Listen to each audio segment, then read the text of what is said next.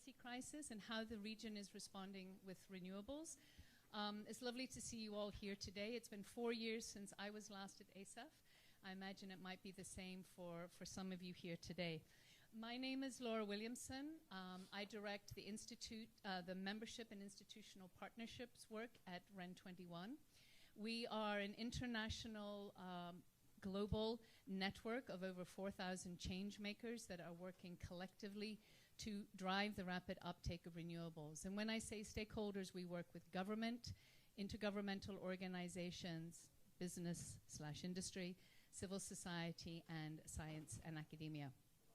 So what we're going to do today is that, you know, for REN21, it's much more than a fuel source. Renewables is much more than a fuel source. It really needs to become the backbone of our economies and our societies and to reach the development and climate goals. And as such, we really need to broaden the conversation about renewables.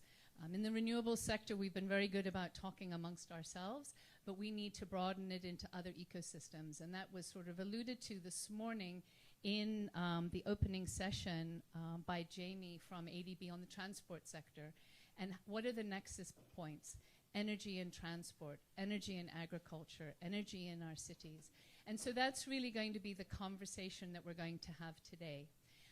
There's two parts to this. The first part is looking very much at where we stand currently with renewables, what the status of renewable energy uptake, what that was in 2022. I was going to say 2002.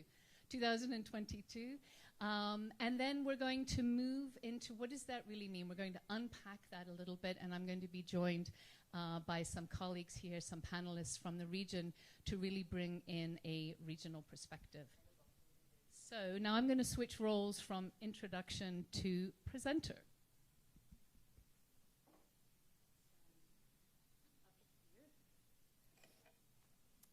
There's going to be quite a bit of data in this PowerPoint. Don't worry about it. Everything will be available at 3:30. You are the first people to be seeing this data. This report will be launched at 3:30 Manila time. Everything in this presentation will be available on our website, and that's why that bookmark that you have or that you're sitting on is important, because it has the QR code. So by using that QR code, you'll be able to access all this data and information. So let's get started. I have to make sure I aim this the right way. So who are we? I said that we are a multi-stakeholder network, and what we do is we work collectively to really position knowledge strategically, to build on the community, their roles, really engage and change the conversation around renewables.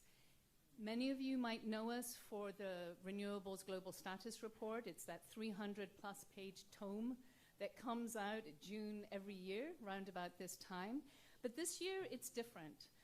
Yes, it's an industry standard, this report, but times change. And this year, the report has evolved to reflect the fundamental changes in the global energy landscape. So this year is a collection. It's 5 different modules.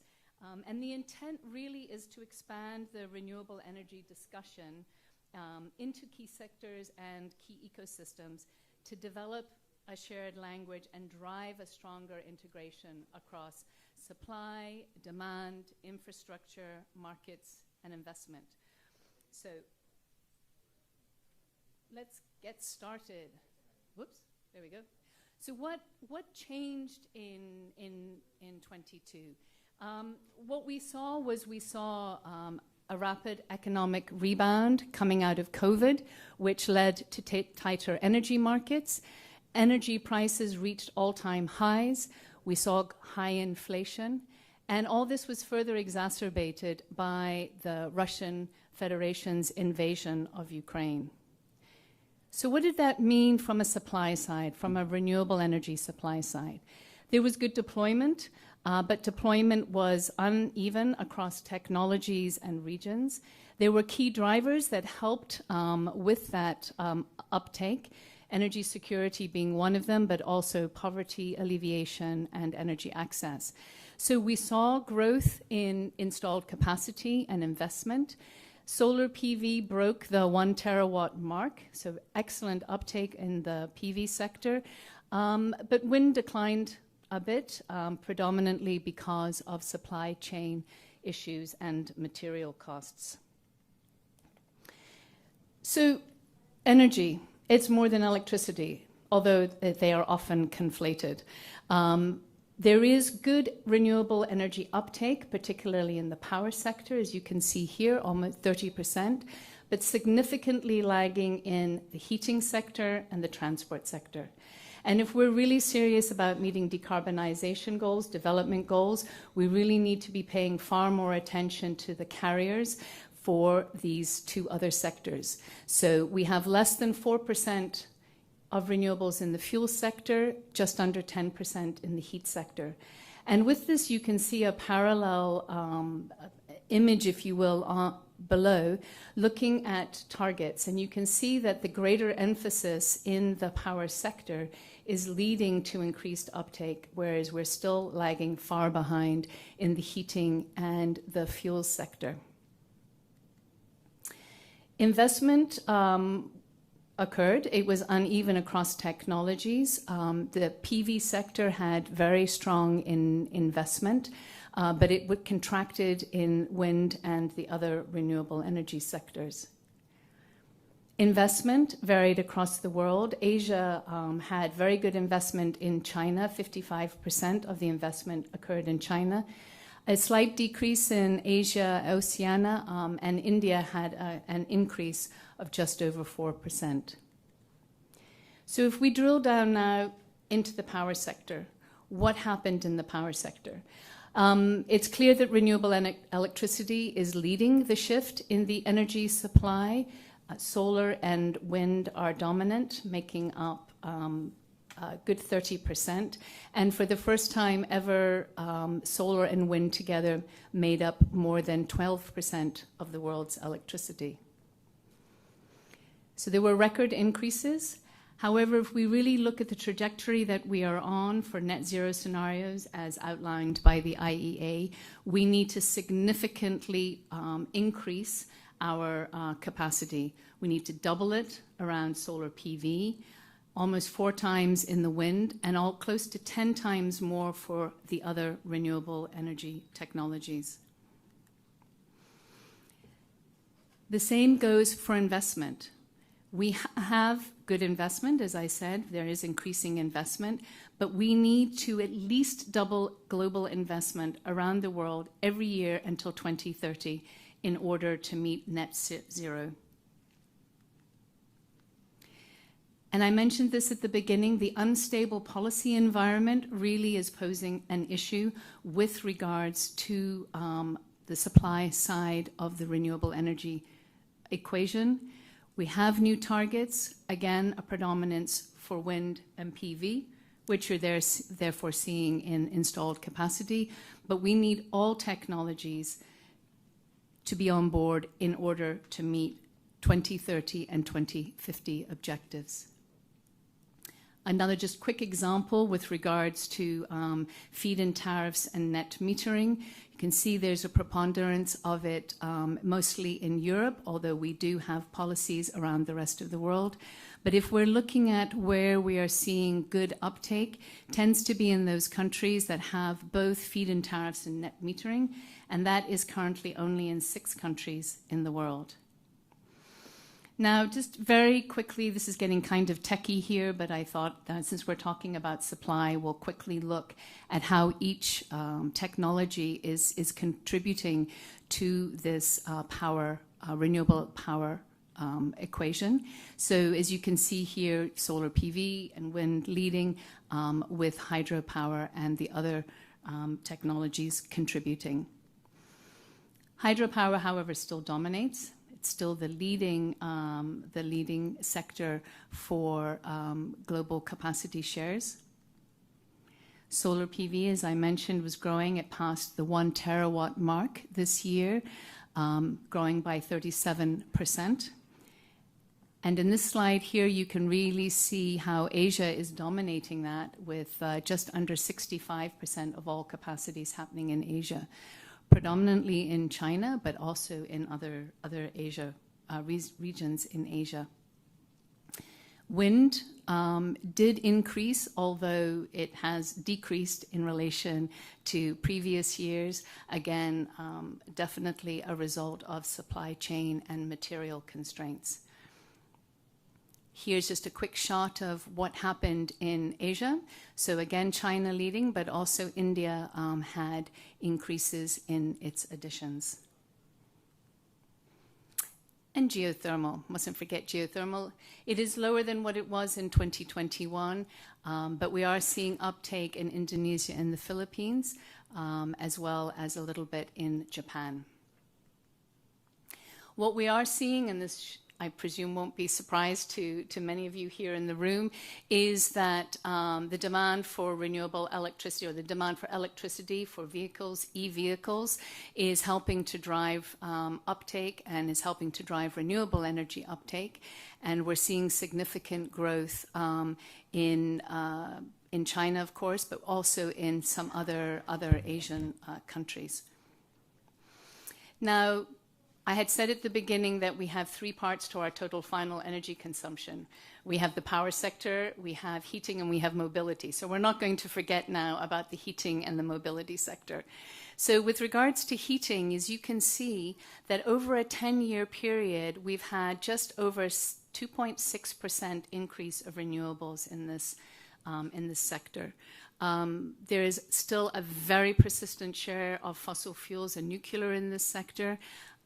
Which is a real concern if we're intent in decarbonizing our energy system, with the fact that heat is over 50%, around about 50% of our total final energy consumption.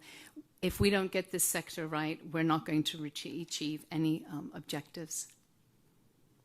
Heat pumps are helping in the sense that there is an increase in heat pumps, so using electricity and heat pumps, particularly in the US and Europe in response to the crisis, moving from gas boilers to heat pumps to provide that function.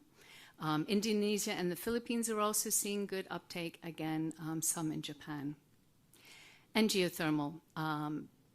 It continues to be concentrated in a few countries. Part of that is, of course, geographical, but it is still part of the heat mix.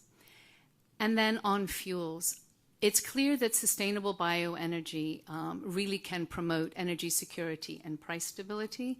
Yes, there is the electrification of the transport sector for vehicles, small local distribution networks, rail, etc.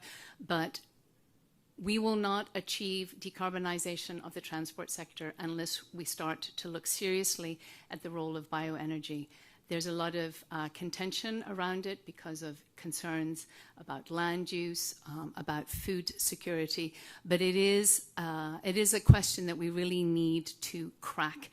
If you look here, most of the countries that have advanced biofuel mandates are located in Europe, but as we know, transport is a key function globally, so this is something that really needs to be closely addressed. A quick comment on renewable hydrogen to help decarbonize high-intensity sectors, seeing real uptake in Australia, Chile, Morocco, South Africa, those areas that have a high solar radiation potential, and there's still developments happening in other parts of the world, Southern Africa and Namibia specifically, as well as in Latin America. So that's it for all the stats and all the data. We're building the momentum, but we need to increase across all the energy carriers. Great penetration in the power sector, severely lagging in the heat and transport sectors. There are challenges, of course, issues of supply chain, energy price volatility, policy inconsistencies, and also still heavy subsidy of fossil fuels, which is making it particularly challenging in the transport and heating sectors. But there are also lots of opportunities. There's opportunities for energy security, improved access to energy services, job, employment diversification. We know now it's clear that wind and solar are cost competitive, and other technologies are reaching that level as well. There is strong momentum around hydrogen, which therefore helps to abate those energy-intense sectors. And we know the role that bioenergy can play. So just in conclusion, yes, renewable electricity is driving the shift in the energy supply, but we really need to focus. We still need to focus on that. It needs to double. But we also need to make sure that we're paying attention to the renewables-based heat and fuels, which have to grow much, much faster if we're to assure energy supply and equitable access and security of supply. But I started this by saying that this is not only about supply. That, there's a lot of focus that happens on the supply sector, but we also have to look very closely at the demand sector. What is being demanded and how can that demand be met? What are the policies and the infrastructure that we can put in place to respond to that demand? So I'm just bringing up two upcoming activities that are occurring that really are starting to look at how do we get this stronger integration. Australia will host the next International Renewable Energy Conference. It will be next April in Adelaide. And there the focus will really be on how do we match supply and demand? How do we change our current energy system to really meet energy security, energy access, and economic development? And the other one is a campaign that actually REN21 is running called Reboot the World.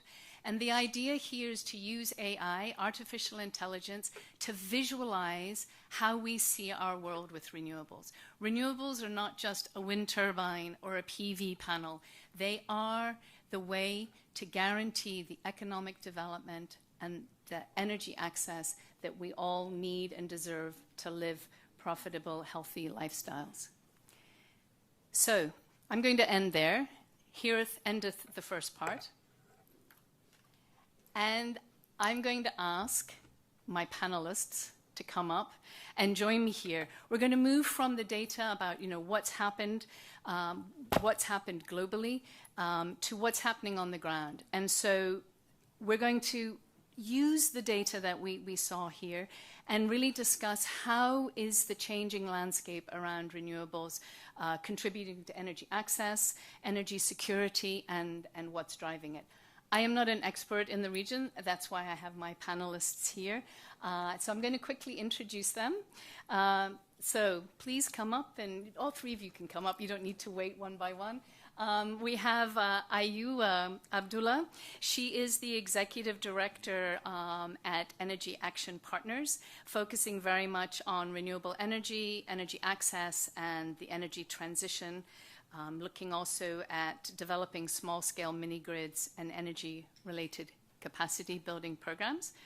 Next to her is Preti Kumari, who's a program associate with WRI India in the Energy and Equitable Development Program, looking very much at clean energy interventions for livelihoods and also has experience in agriculture. And then last but not least, we have Peter Lundberg, who is the Executive Director of the Asia Pacific Urban Energy Association, which is a public-private sector collaboration developing sustainable urban energy systems. So helping us to have lovely, viable, sustainable cities here in the Asia Pacific region. But before I ask and join the panelists, I have a question to you in the audience. I had said at the beginning that this is not just about us here on the panel exchanging knowledge and talking amongst ourselves. It's also about hearing from you in the audience. And so I have a quick question. Is anybody interested to stand up and say, what interested you in the presentation? Was there anything in the presentation that made you say, wow, or not sure if I agree with that? Anybody going to step forward? Was that a looking around for a microphone? You have a bit of a question. Okay. I think this gentleman's going to give you. So I'm not an energy expert, but I work in Southeast Asia, and I'm really curious. There is a distinction between power, heating, and transport, and that's very enough, and I understand that. I wonder though if within the heating part is also included like the cooling, which is a key factor in Southeast Asia especially. Yeah, good question. I'm going to pass it to Peter because he's more of an expert on this than me. But yes, when we talk about heating, it's sort of heating / cooling, but understanding that a lot of cooling can actually be covered by the by electricity. So the terminology we use at REN 21 is mobility, so the transport, power, the deliverer, the carrier being electricity, and then heating / cooling. But a very good question. Did you want to add to that at all, Peter?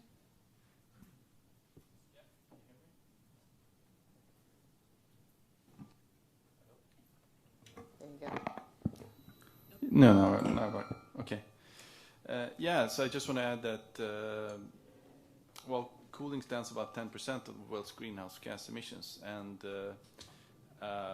about 80% of that comes from energy, and another 20 is due to leaks of refrigerants, right? So I think it's a very good question, because that's something we try to address in our work, explaining the need to talk about cooling, to talk about sustainable cooling solutions, because it has a large impact on greenhouse gas emissions in the world, and the growth of cooling is growing, very fast, especially in Asia. So, yeah, so that's my comment to that question. So. Great. Thank you. And thank you for asking it, because it is a question that is not always very... It's a valuable question to ask, and it's not always clear. And different organizations assign cooling differently. Good. So I'm going to turn to our panelists a few questions, and then I'll come back to the floor. But I wanted to ask you, Ayu, we'll start with you at the very end there. From your work, how has demand for renewables changed from a year ago? Are you seeing any shifts, any changes, and what were they? Okay, so a quick introduction to myself. So I'm from an organization called Energy Action Partners, and we focus specifically on the energy access sector. And so a lot of it in Southeast Asia is rural electrification, but really it's kind of beyond electrification. I think in recent years we've definitely seen a little bit of a shift in terms of there has been an acknowledgement that energy access is an issue. I think previously this was kind of not acknowledged, especially at governmental level. But recently, I think there's been a lot of, shifts in general in terms of renewable energy with climate change, with not necessarily, and I think, Peter might have something to say about that, not necessarily coming from climate change, but just it has affected global markets and economies. And so then in this side of the world, there's been sort of, okay, so now this is an opportunity to review a lot of our energy systems, right? And then in that process as well, governments have started to realize that, well, this is an opportunity to also include energy access in the discussion. It's not, I still think that it could go further. I think it can be very much prioritized in the energy transition, especially because there is no such thing as a just energy transition if you don't have 100% energy access, right? And so, but that's, so far I've seen, governments kind of looking at their national policies and thinking, okay, so where can we put in energy access? And then I think that there still is a lot of work to do in terms of how do we implement that now? What kind of regulations need to change? What kind of policies as well, starting with policies and then regulations? And then how do we integrate that? Especially when we're talking about the energy access space, it's not just about connections. It's very much also rural livelihoods, rural development. How do we integrate that into a lot of the development plans as well? So can I then ask you, Preti, particularly the work you're doing, and also if you can comment on the agricultural aspect, Are you, what IU has just said, are you seeing similar things? What are sort of the key developments that have been occurring? Sure, thank you. Before that, I'll just introduce my organization. So I work in WRI India, which is a research think tank. And at WRI India Energy Program, we are working on various pillars of energy access in livelihood, education, as well as in health and agriculture. So coming on to the question regarding what the kind of shift we are seeing in the agriculture sector, is that there is a lot of trust from the government side on the energy access, especially say in the agriculture or the household electrification. There is a lot of policies in support which could help these, say, the smallholder farmers or the farmers to transition from fossil-based diesel gensets to now solar-based pumps. So there has been government policy support. The government scheme, that is the PM Kusum Yojana, the scheme that is, and that has three components, and of which it basically targets.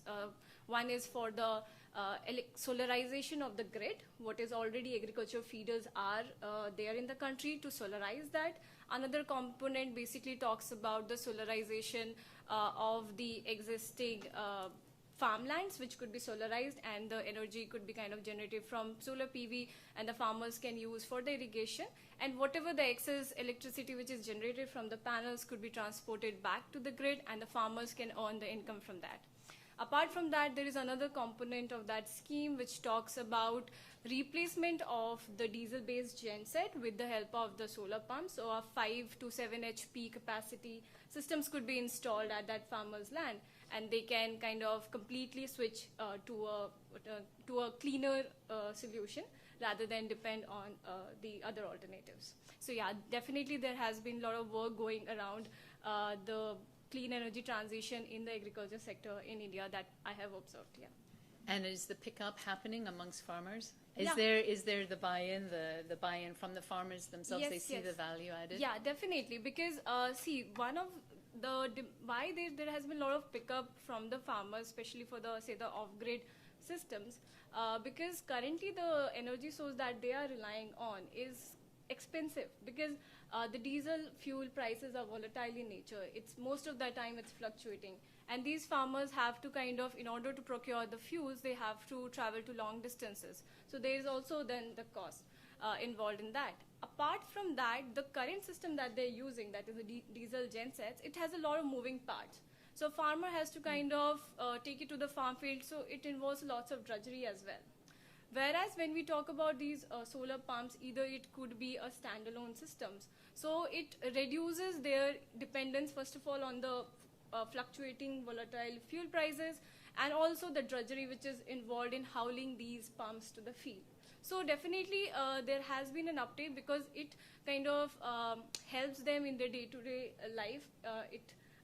So there has been an uptake. I'm going to ask you one more about this, because I know this comes up as well, and as a criticism against renewables, the land issue. I understand that what you may be talking about may be small-scale systems, but there's a larger push. What is happening on the agri PV front? Are you seeing interest, uptake there in this blending of agriculture and installations? So you mean agrivoltaics? Mm-hmm.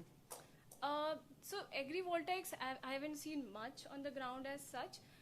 We have like the bigger land issues you talk about. That is majorly in the case of solar parks that is already there installed in the country. But for these smaller systems which I talked about for the farmers, they are mostly standalone 5 HP or 7 HP systems.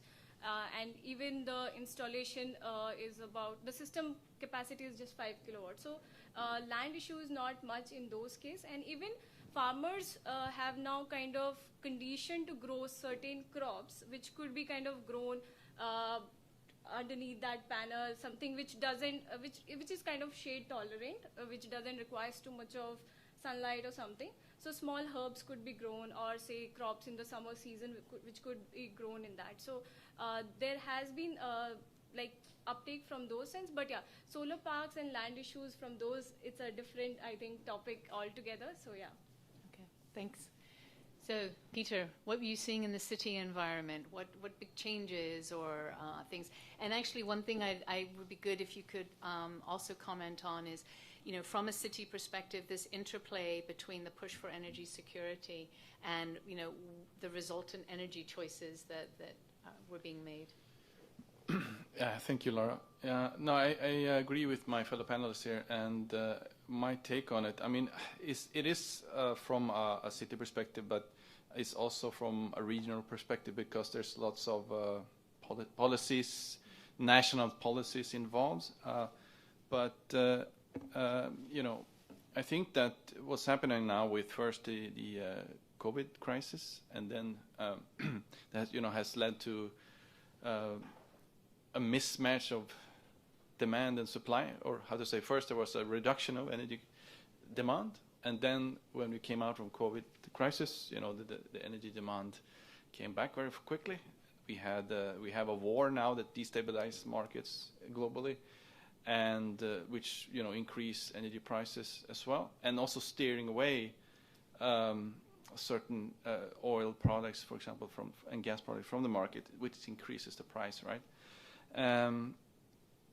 Another factor that affects this region is, of course, heat waves and climate change. That's also driving the energy demand to be higher, and then driving the prices to be higher. So, and what is happening is that those countries that are poorer basically have less money, and also the more a country needs to import energy, the more the more sensitive you are in terms of that. So they are really affected. But it's actually a country like Australia has also been affected in that, in a sense that, all, prices of energy has increased, leads to the shortage of coal, for example.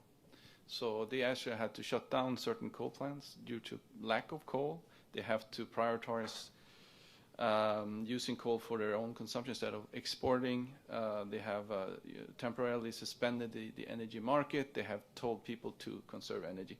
So in that sense, Australia is similar to countries like India or Pakistan, even though they are quite different in terms of finances, I would say.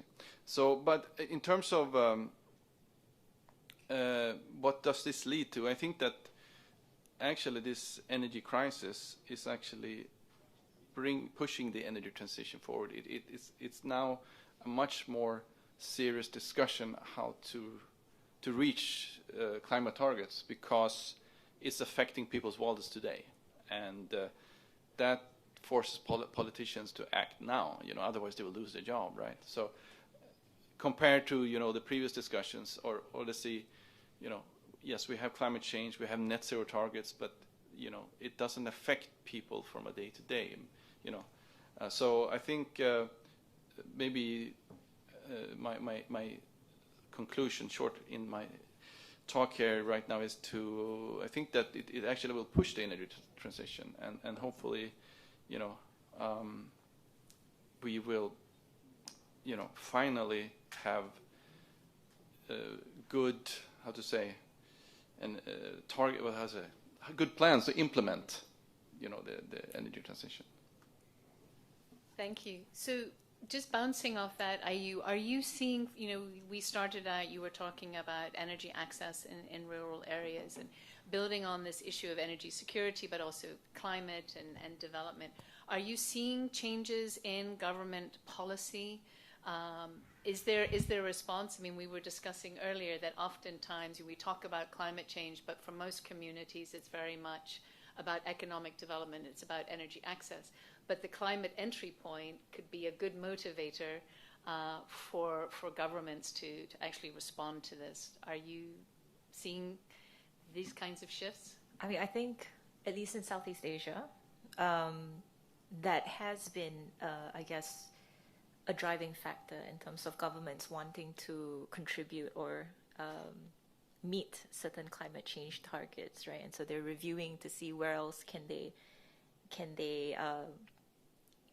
sort of move the transition and things like that. I think how that has trickled down to the energy access space is that the energy access space is very much also, it's decentralized, it's off-grid.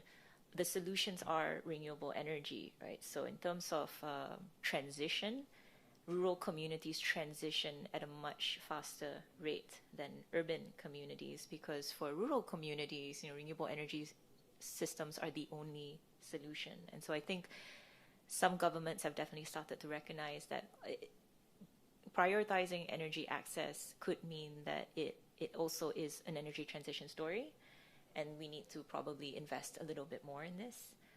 And so I think that's how some of that conversation is changing. But I think in terms of government, when they're coming up with a lot of their national targets and policies right now, climate change is definitely a driving factor. A lot of it is also economics, right? So there is a lot of funds in climate change now that I think governments are also trying to access, and so that's another way for them to access it in order to push for their own transitions. You raised a point there that I heard. I was discussing with a colleague who actually works in Africa, and he said energy access is the energy transition. For exactly that reason, is that by creating energy access with renewables, you are already putting in place the energy transition. And so, to build on that and to really use that as a way of ensuring that communities are getting the energy that they need and achieving the transition, but also the economic development for their communities. Priti, in the agricultural sector, how are you seeing changes evolving? You spoke about, the interest in farmers from kind of I guess you'd call it an energy security side, but how is, how is the role of renewables in general evolving in the agriculture sector?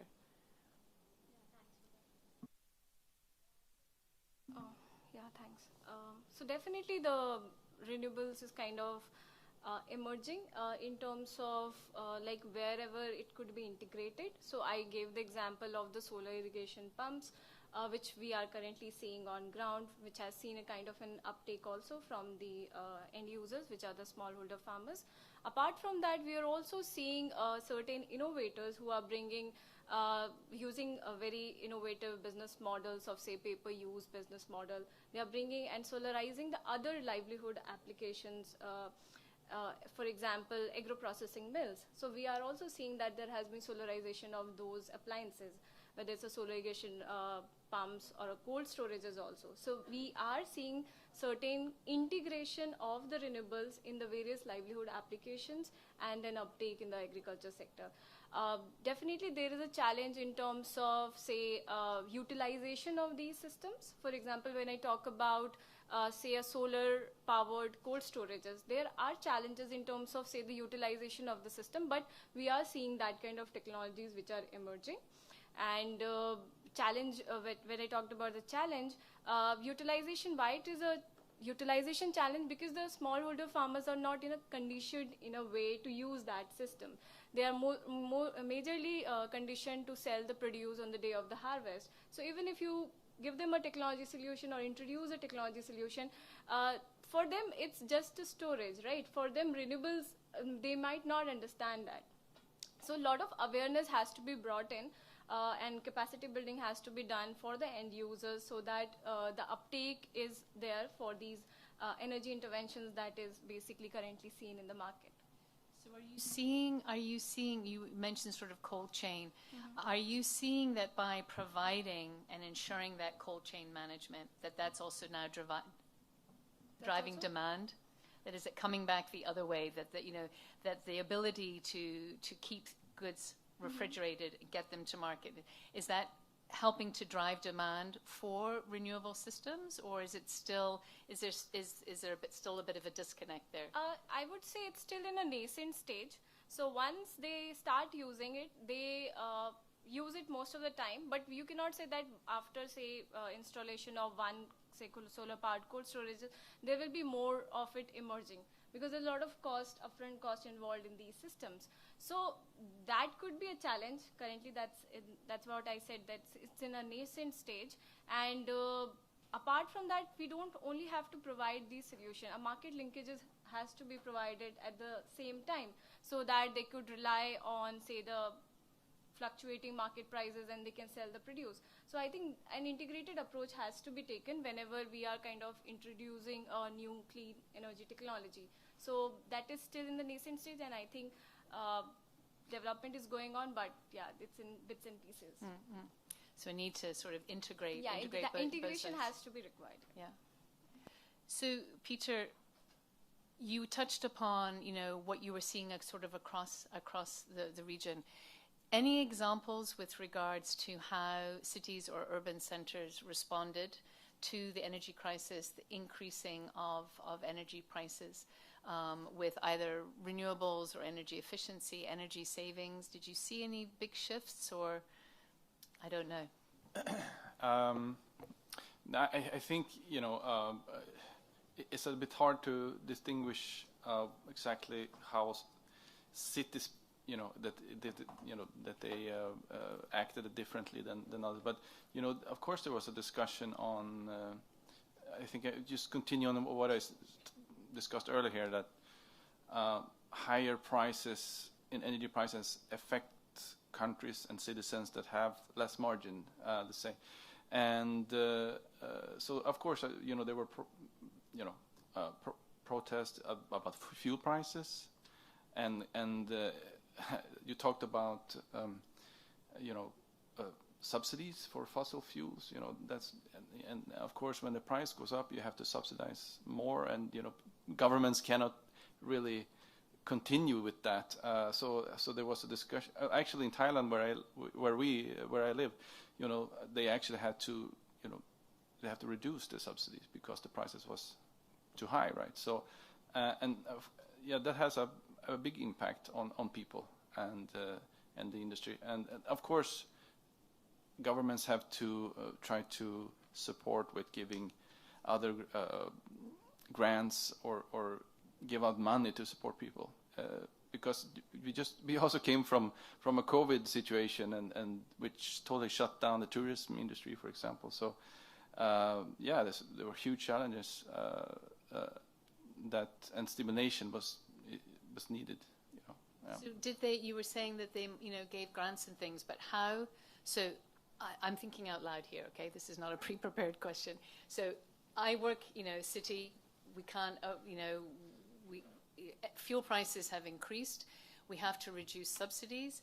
How do you just turn to your citizens and say, nope, the lights are going to go off from X time to X time? I mean, what kind of response can do cities, or have you seen in responding to that? No, I think there was a general discussion about it, and it was just a matter of fact that it was announced that it will happen sooner or later, and then I think they did it in steps, just so it wasn't all it happening at once. So maybe this serves as a good example how you can stop our addiction to fossil fuel subsidies.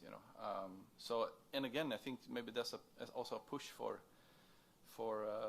EVs, for example, for transportation. But yeah, so that's my comment. Yeah. Did you want to say something, are you? No?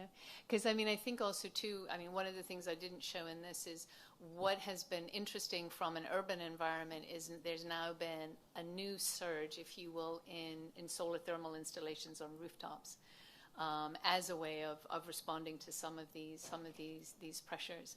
And it's also been a bit of a driver on the e-vehicle front, while there may be some upfront costs, particularly on two, three-wheelers, that once the vehicle is electrified, or you have, it's electrified vehicle, that the operational costs are substantially lower. And also if you think about it from an air pollution perspective, you're now not having vehicle emission particulates at the same level. So sort of interesting to see where cities are moving with regards to how do we diversify the heat situation? How do we, the transport and the access to electricity? Yeah, everything is happening at the same time. So, so the governments really have to respond to, the Polycrisis, like the title of the session. Yeah. And they're doing a good job. It's a big statement. Well, I think that, yeah, in a sense that there are more discussions and actually they are forced to take more action in general. So maybe that creates a new environment where, coming back to the energy transition, that can push, to reduce our addiction to fossil fuels and install more renewable energy. Yeah.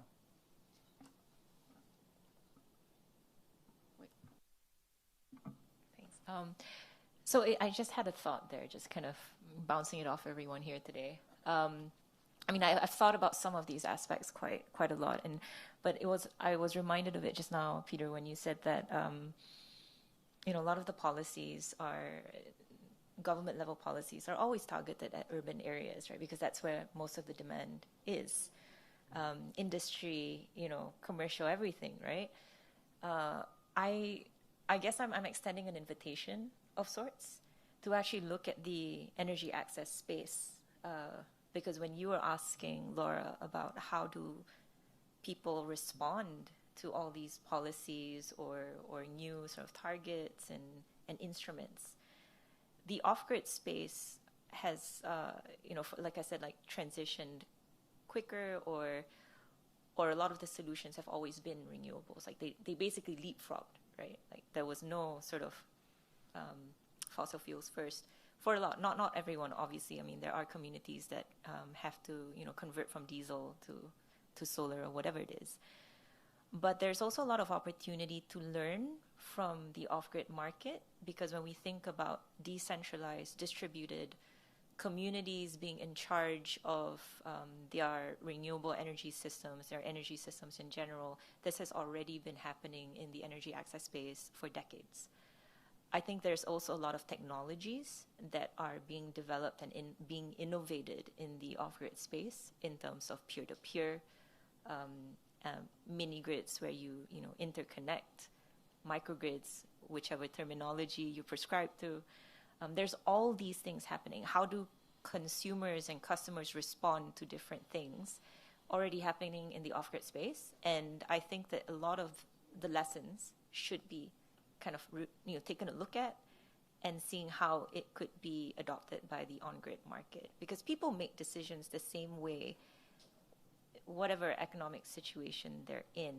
And I mean, I'm simplifying it a little bit there and generalizing, but decisions aren't that far off, right? You will still prioritize your wallet, your family, and all those kinds of things. So just extending an invitation. Also, this is supposed to be a discussion, right? So anyone can say anything at any point in time. So I actually, David, I'm going to call on you. You knew that because I looked over to you. The reason why I'm going to ask David this question is we're having exactly this conversation at lunchtime. David is with the Alliance for Rural Electrification. So there's a microphone right behind you. But so if you want to sort of build on what Ayu was saying, and also what we were discussing at lunchtime about the exchange of lessons learned and building on experiences that are happening outside of sort of the traditional rural space. Thank you. Not to put me on the spot, right? You and Laura, thank you. But no, I'm kidding. A bit spontaneously, my name is David Lecoq. I lead something called the Alliance for Rural Electrification, which is an industry federation with more than 200 companies developing, investing, building out, energy access projects in particular. So everything that is distributed renewable energy. And Ayu with COMET is one of our proud members. So I think she worded it very well.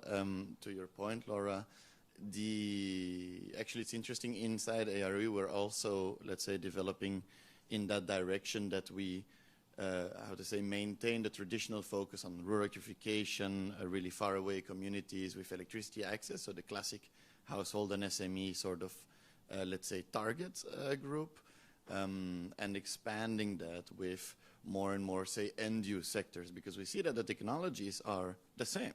And we see that there has been so much innovation going on in these, let's say, distributed or off-grid space, and so that we see a bit of almost a reverse technology transfer, if you will, from both geographically from markets in Southeast Asia, from Africa, that are taking technology back to Europe, back to the US, to apply it there, as well as from the off-grid side to the grid side, because everything from local generation, demand side management, demand measuring system installation, all of that is very well, let's say, managed in a typical off-grid environment.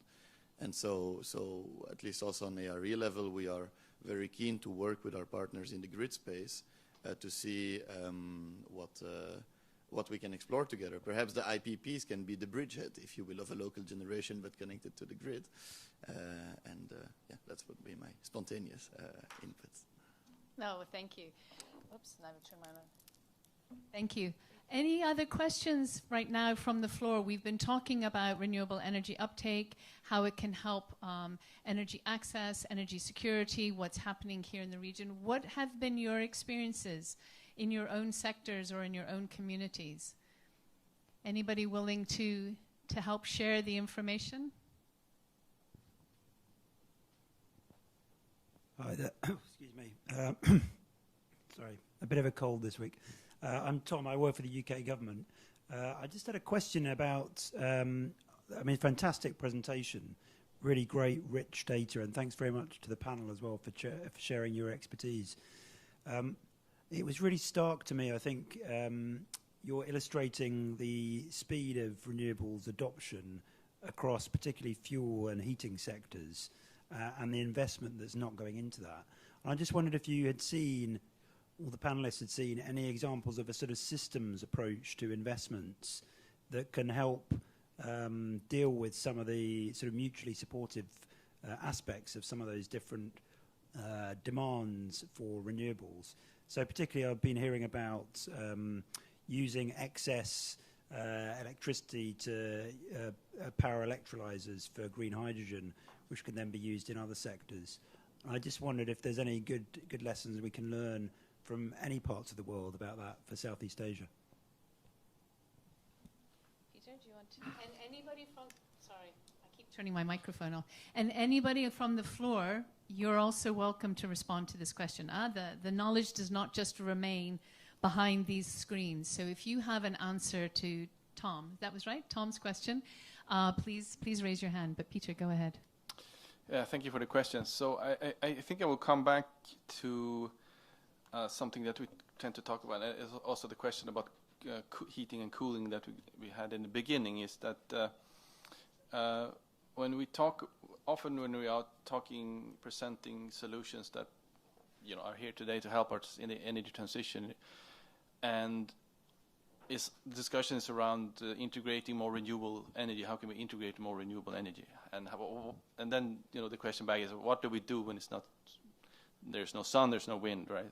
So the discussion tends to go to batteries and energy storages. But heating and cooling, as you see, is also 49 or 50% of the final energy consumption, are excellent in terms of energy storage. So you can produce hot water, heating or cooling when you have excess electricity, when you cheap electricity, and you store it for when you need it later. And these are simple solutions. They are basically, a thermos of hot or cold water or ice that are up to 100 times cheaper than batteries.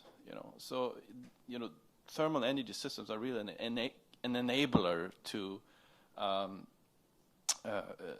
integrate more renewable energy, electricity in the society.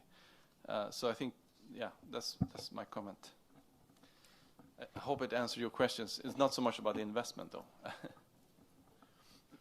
No, but I think this issue of system integration, is really key. For far too long, we've been sort of siloed in, must provide electricity, must provide heat, must provide, fuel for transport.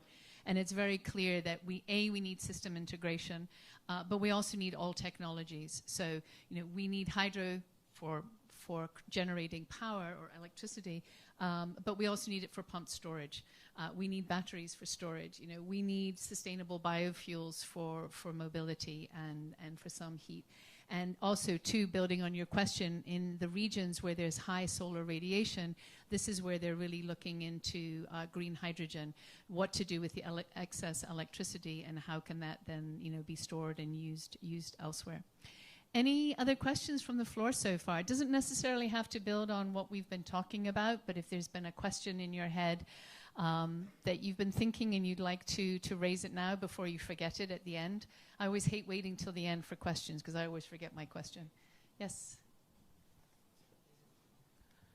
So one of the thing is not about the so one of the part of this challenge is to actually about deployment, right? And where do you put your finance? So finance comes at two stages. One is that when you are putting the systems in place, that is one stage when you need a amount of financing.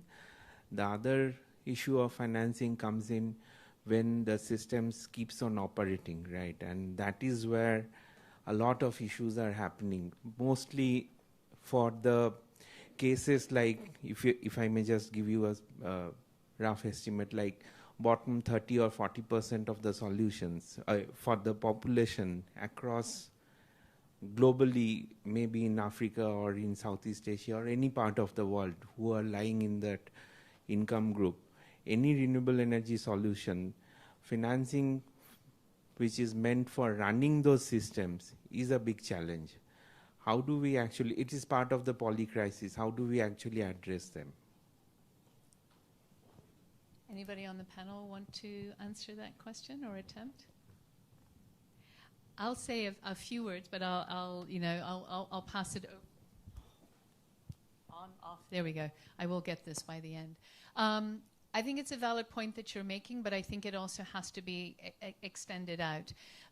For the renewable energy system, there is the upfront investment cost for the system itself, but the running cost is substantially lower because the fuel costs are very low to zero. So I think what happens too often is we apportion out where the costs are at the beginning or at the end, as opposed to looking at the whole system.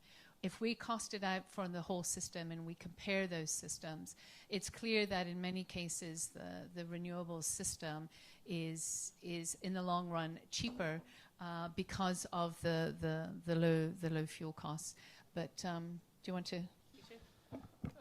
Well, yeah, I could just comment on the cost for renewable energy systems are very low, and I just saw that today that the cost for offshore wind now is reported by Bloomberg is lower than the cost per to produce by electricity by coal or gas. So it has been a shift as well towards favoring renewable energy resources. So yeah, I think there's the market. I think the market will tell where we're going as well. So well, I think the market will tell once we get rid of fossil fuel subsidies, because I think this is part of the big problem. Is it's an unlevel playing field. Yes. Yeah, I actually have a follow-up question on that, because if the renewable energy costs are actually low, and the market doesn't actually stop from investing in low-cost technologies or low-cost solutions, then why in Africa so many population are out of reliable, affordable energy?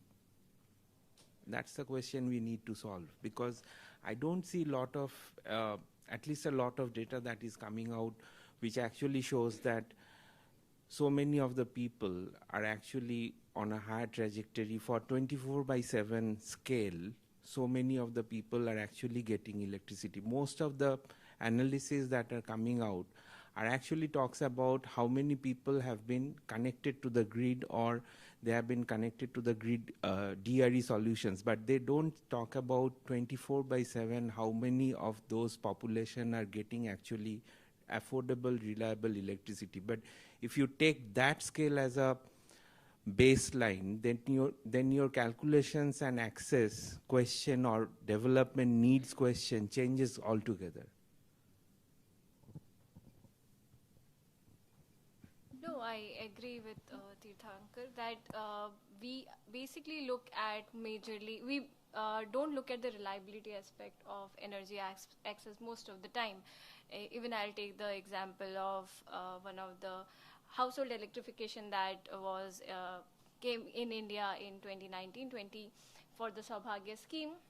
They meant electrifying the various far-off places, the very remote rural villages in India. They electrified the households who were earlier either reliant on alternatives or doesn't had any access to electricity. But the reliability was a challenge because I did one of the in some of my field works, I observed that still the people were kind of complaining that they hardly used to have, say, 7 to 8 hours of electricity. So their aspirations was also kind of not taken into consideration. They moved them from non-electrified to electrified, but now they cannot run those appliances because they don't have, say, 24/7 electricity, or even for, say, at least for 20 hours or 22 hours of electricity. So reliability has been a kind of a challenge, even if energy access challenge has been addressed. So I think we need to talk about more on these aspects. And also one more conversation should be also initiated, I believe, is the system integration. So a lot of off-grid energy technologies are coming up, and based on my experience in my past organization, I observed that they deployed the solar mini grids in order to, say, electrify the households. But once these households were electrified from the national grid, people started moving to the national grid, and these systems, these mini grids, which were powered by solar, they become kind of defunct. They hardly use these systems because they also think that this is not the real electricity. They have this kind of a perception. So we also need to also kind of think about how these off-grid technology could be integrated with the centralized system so that they don't become defunct once the policy, so the policy has to be there in place for the proper integration, and then only that will be a kind of a reliable energy transition as well. And yeah, that I believe. Yeah, I think actually, so when you're talking about whether it's reliable or affordable, I think the main question that we have to address first, especially in the energy access space, is the fact that it's lacking data. We don't have reliable data coming from rural off-grid communities. And so if you lack that data, then you can put in whatever indicators you want to measure, whether it's using the World Bank's multi-tier framework, which would give you an idea of how reliable these systems are. You can have all those frameworks, but it's not going to mean anything, or you can't do anything about it yet because you don't have the data. And the data is extremely costly and difficult to get right now. And that's actually something that it sounds a little bit of a pitch, but I mean, our organization tries to solve that or address that through a tool that we call Comet. And it's a community engagement tool where we go out and we engage with communities through a workshop format and actually elicit that data and aspirations from the community. So there's the data issue that we have that in the urban areas we have less of, just because you have meters and you can implement smart meters and things like that and get better data. And I think that I agree with you that we need to be integrating systems better, and that's why I think that at least here in Asia, where there is a lot of dependency on government, things are still quite centralized. It should be there. The government still has a role to play in the energy access space. More engagement from the government and would help in this space so that we can definitely anticipate some of these issues ahead of time and then find solutions around them also. And I think, that's where some of the work needs to be done right now. Go ahead. Can I comment also just on the question, as I interpreted it also, why, isn't there more renewable energy in Africa when we have so much resources? I could just give an example. In the same situation in Southeast Asia where we are now, in Thailand, for example, you only need a penetration of 1% of solar PV resources, using 1% of available solar PV resources, and then you will cover all of the country's installed power capacity of 49 gigawatt. So the questions, is the same here, right? Why the energy is here, the resources are here, why are we not using it? So it's a larger question than just Africa, actually.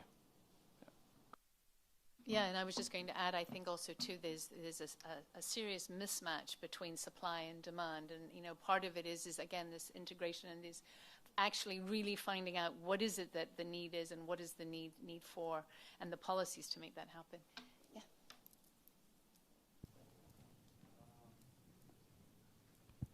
Thank you. So this is a bit of a follow-up question to what you said, but also I think it has been touched just now. Based in the Mekong region, energy access is a big thing. I was in Myanmar before, which is even bigger, even in urban area, I would say. I think there are two topics that are connected. First of all, we are discussing why things aren't happening, and I wonder if any of you has some reflection, including the audience, on, let's say, the political economy of the energy market and the decentralized solutions. And more specifically, I do feel that governments, they do tend to have quite a bias towards large, big, centralized project, and I wonder how that's actually ever going to change. And more specifically, based from what you just said, Ayu, when I was in Myanmar, I visited some very remote local communities, and they did have access to electricity thanks to solar panels, and they set up everything on their own. So I guess my question, provocations, and so on, is that really a space where we can expect or even need the government to work on? Or is it something that maybe communities themselves can act upon through different types of support? Thank you. I want to just jump in. I'll take another question, so I'll let you answer this, and then David, did you have your hand up? I would say we need government, not because I'm heavy on government per se, but for two reasons. First of all, we need to move beyond the energy access question. It's important, undeniably. What we need to, it's economic development, of which energy access is one. And what worries me sometimes about the energy access discussion is that it circles down to the very small level. And what we really need to do is how do we bring that up? So it doesn't have to be centralized. It can be decentralized. It can be a mix. But it's how do we ensure that we have robust energy services for communities? I think also too, and where it's kind of happening here, we all cycle back to the power sector, right?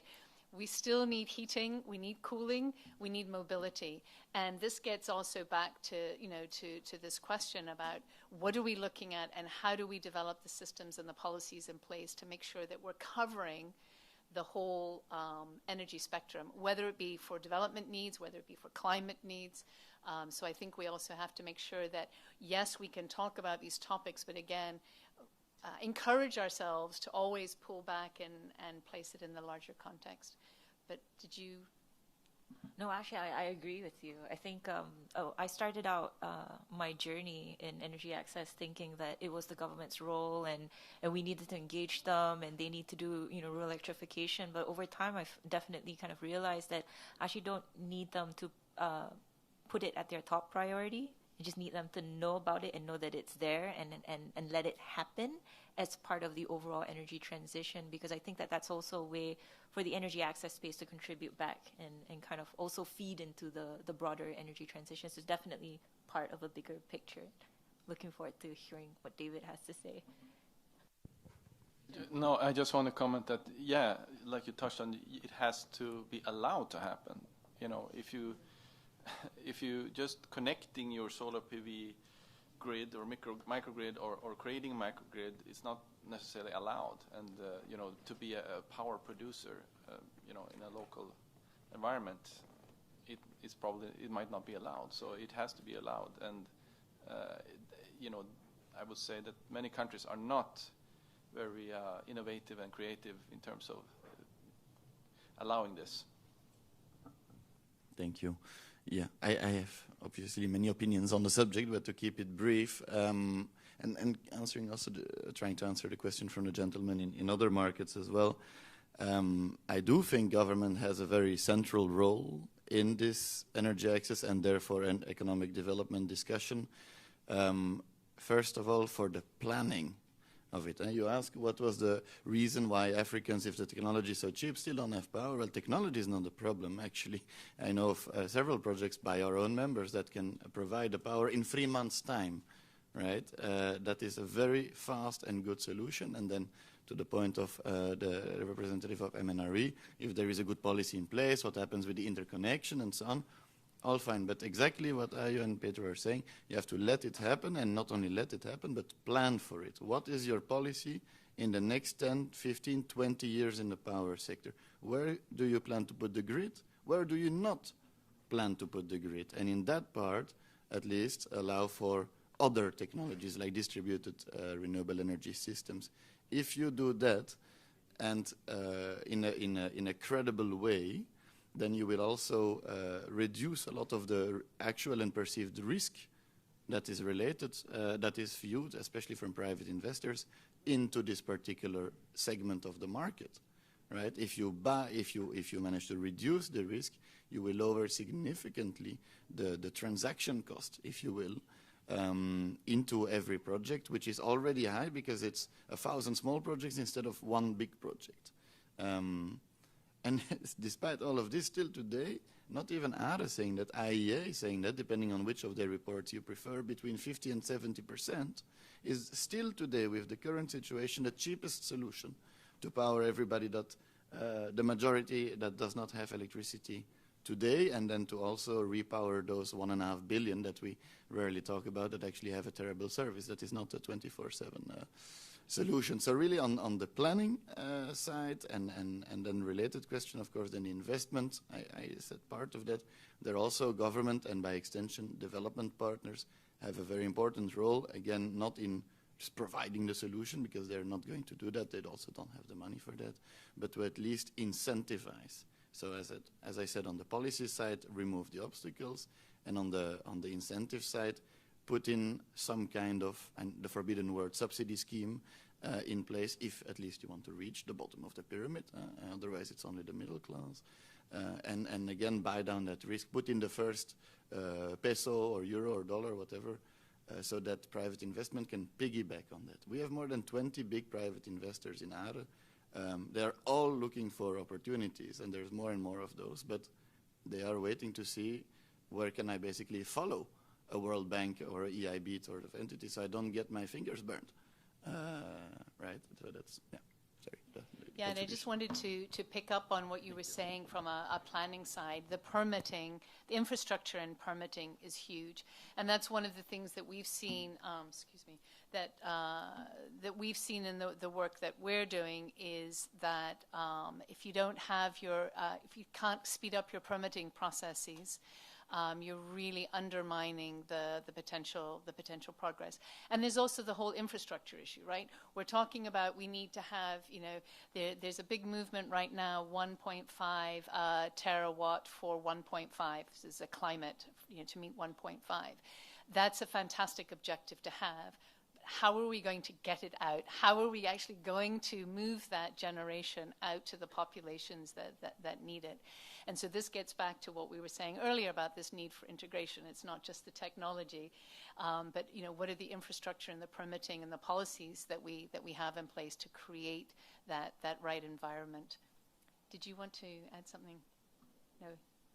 I guess just kind of driving in a little bit David's point here that I think when we talk about distributed and decentralized systems, it doesn't stop at energy access, right?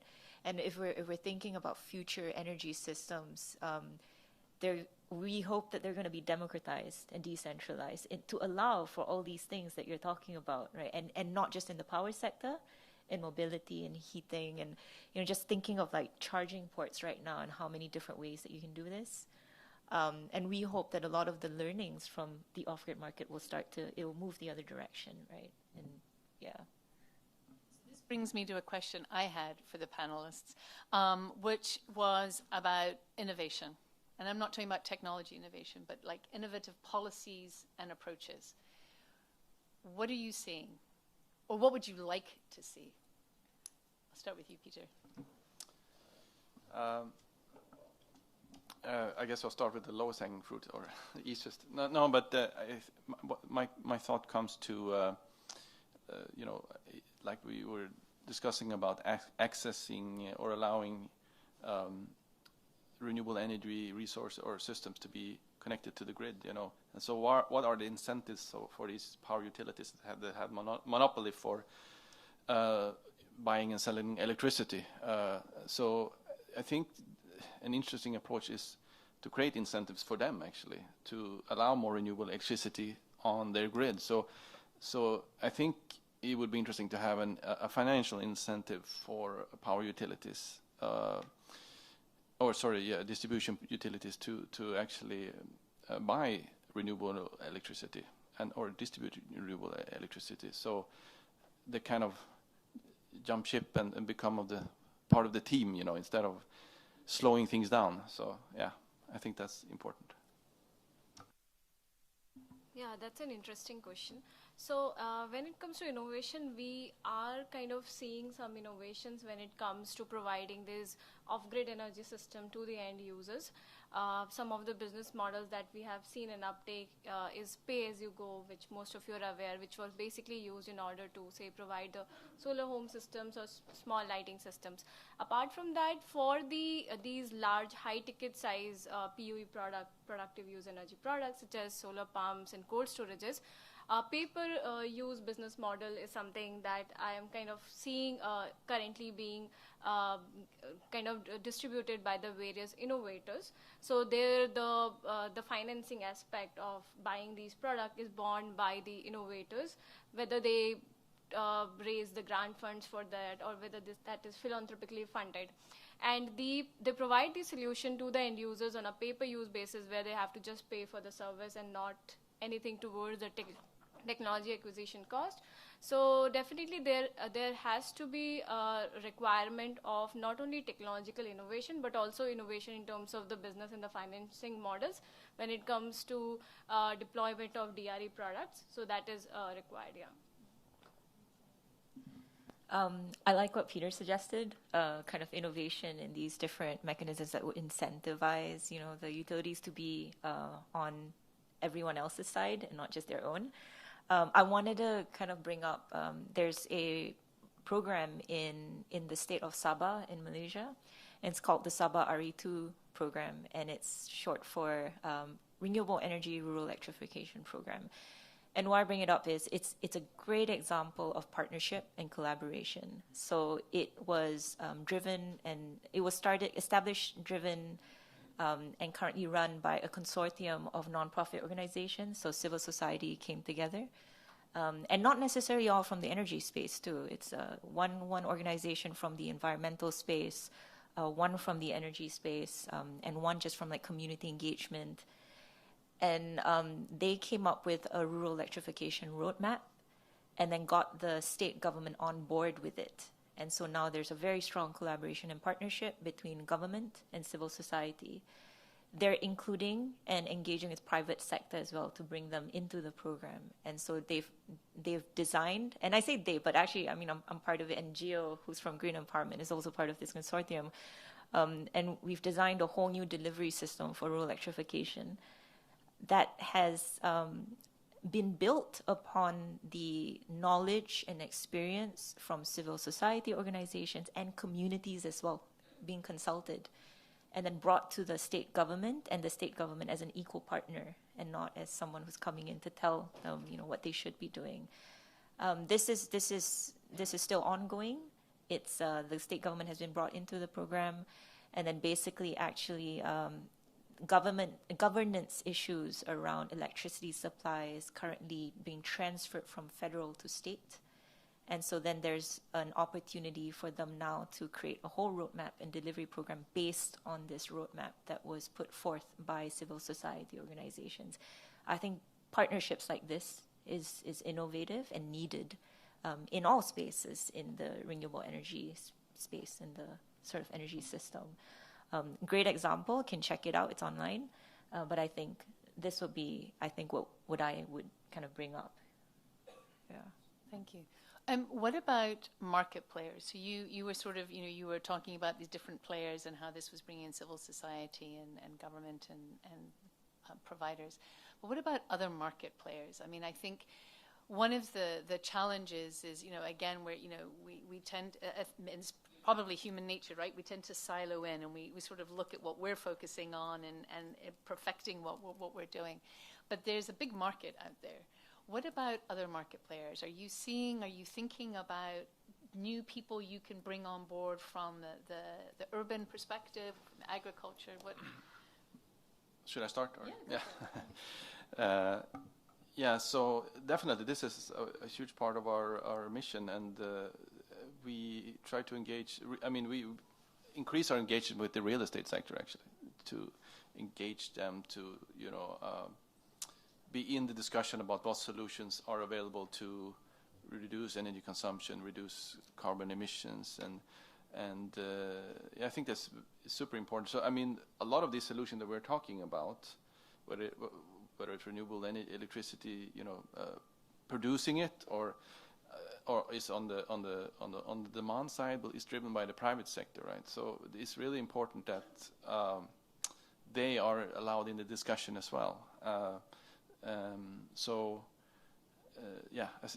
that's also one part of our mission as being the platform for where the public and private sector can meet and talk about solutions that is really helpful for us in the energy transition. Have they engaged readily?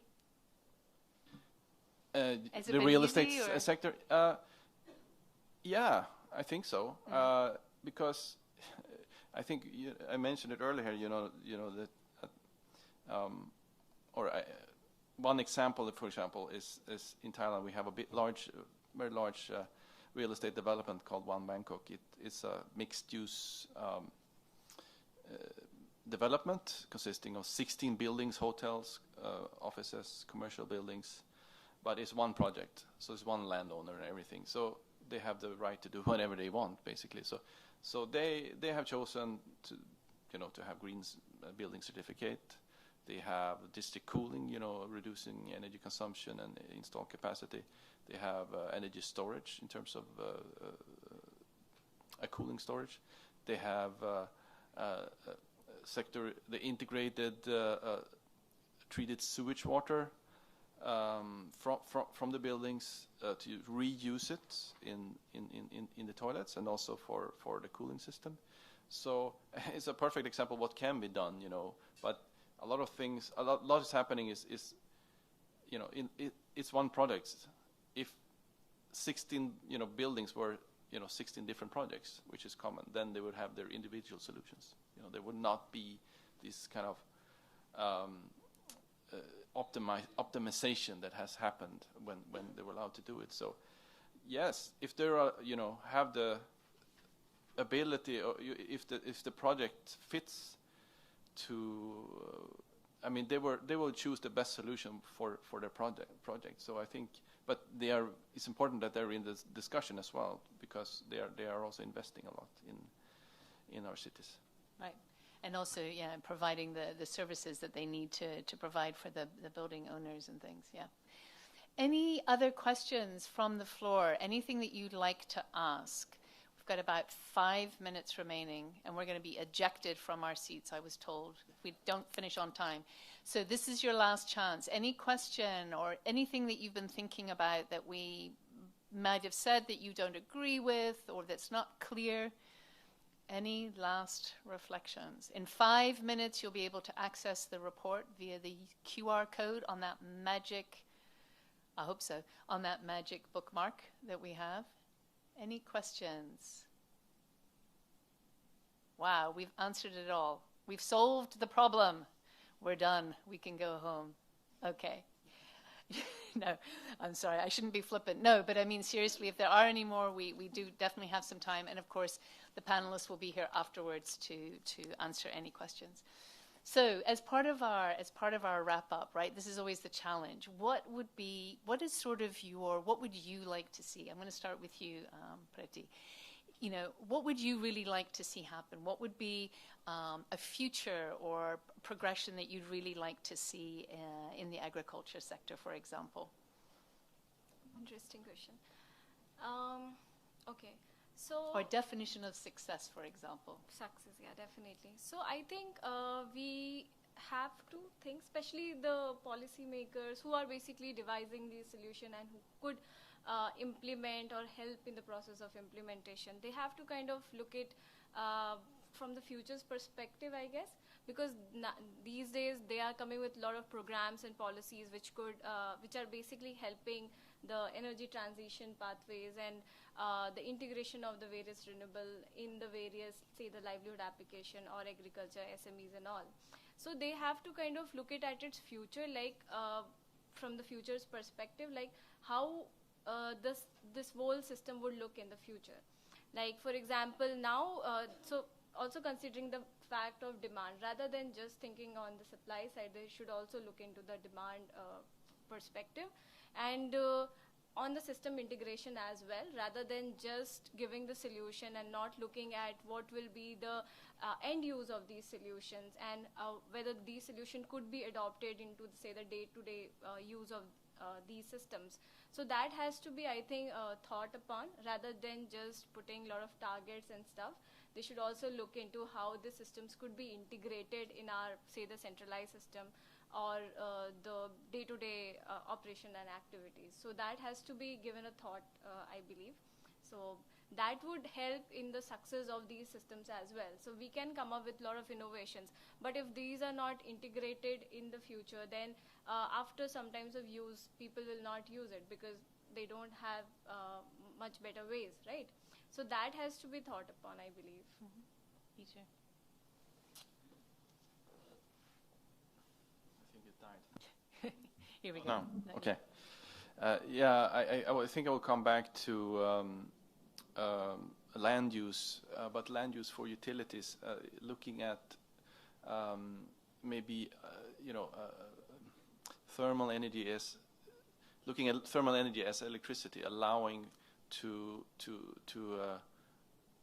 maximize use in our cities, so we can reduce energy consumption and we can provide the best service possible to our cities. So land use is really key, and also about allowing for sector coupling. There's a lot of talk about sector coupling. Land use is crucial to access the waste energy that is available, maybe. So land use is a key. I think mine is a little bit, I guess, like higher level or dreamlike. Yeah, energy is not a technical problem that requires just a technical solution. And I think my dream, my wish is for everyone to recognize this, that it is a very human problem and requires, we've used the word integration a lot. And so integration here means, not just technology-based integration, systems-based integration, but really integration between everything, social, technology, and all of the human aspects, right? And so to look beyond technology, look beyond just an electricity connection, and really understand that this is a very human problem. Yeah. Thank you, and a good end. And thank you to the panelists. I just want to end with one quick statement, and really building on what IU said about, energy is a means, right? And it's really based on, it's our communities and the people in them. And, in order to ensure energy security, however we want to define that, we really need to make sure that we have the access issue addressed, but also the economic development, the sustainable development aspect addressed. And renewables can really play a key role there. We need to couple it with demand. That's what we've been talking about. And we absolutely need to move away from fossil fuels. I mean, this whole event this week is a carbon neutral future through clean energy solutions. If we do not face up to the fossil fuel subsidies, we are not going to get anywhere. Maybe in the power sector, but certainly not in the heating and transport sectors. We need deep electrification. But that's only going to be 50%, right? We can only deep electrification of whether it be for the heating, transport, cooling. So we really need to drive the renewable energy uptake in other areas. And it gets back to what you were also saying, Peter, that it's not just about the energy, it's about the savings, it's about energy efficiency, and putting the users at the middle. So I hope that as part of this discussion today is a starting point about how do we move this techie energy discussion outside of the supply side and really broaden it to other ecosystems. Because unless we talk to each other and unless we understand what the needs and the demands are, the needle is not going to move. It's moving, but it's moving at far too slow a rate if we're really serious about meeting 2030 obligations, 2050 obligations, whether it be from a climate side or from a development side. So thank you very much. Thank you to you for your questions. Thank you again for managing to find the room. You get extra points for that. And I hope that this has given you a little bit of food for thought going forward for the rest of the week here. Thank you.